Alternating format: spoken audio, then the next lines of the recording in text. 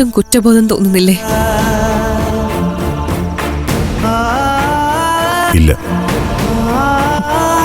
ഞാൻ തെറ്റൊന്നും ചെയ്തിട്ടില്ലല്ലോ, പിന്നെന്തിനു കുറ്റബോധം തോന്നണം?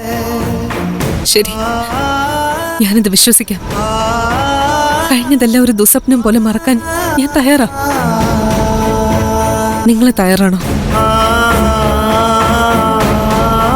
മനസ്സിലായില്ല.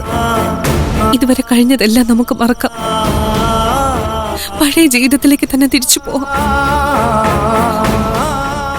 അതിന് നിങ്ങളാ സഹകരിക്കേണ്ടത്.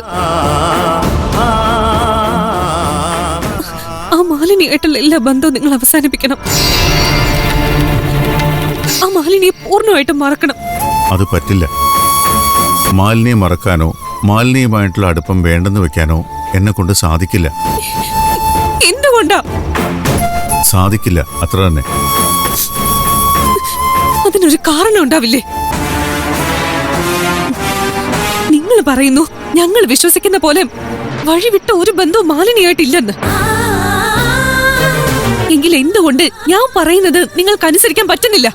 നീ പറഞ്ഞതിൽ തന്നെ ഉണ്ട് അതിനുള്ള ഉത്തരം. മാലിന്യമായിട്ട് വഴിവിട്ട ഒരു ബന്ധം എനിക്കില്ല എന്നത് തന്നെയാണ് അതിന്റെ ആൻസർ. അങ്ങനെയുള്ളപ്പോ പിന്നെ ഞാൻ എന്തിനാ അടുപ്പം വേണ്ടെന്ന് വെക്കണം? അങ്ങനെ ചെയ്താൽ അത് എന്നോട് തന്നെ ചെയ്യുന്ന നീതികേടായിരിക്കും.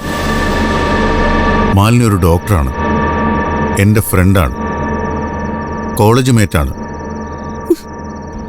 ആരെങ്കിലും എന്തെങ്കിലും പറഞ്ഞു എന്ന് കരുതി ഒഴിവാക്കാൻ പറ്റുന്നതല്ല ഞങ്ങളുടെ അടുപ്പം.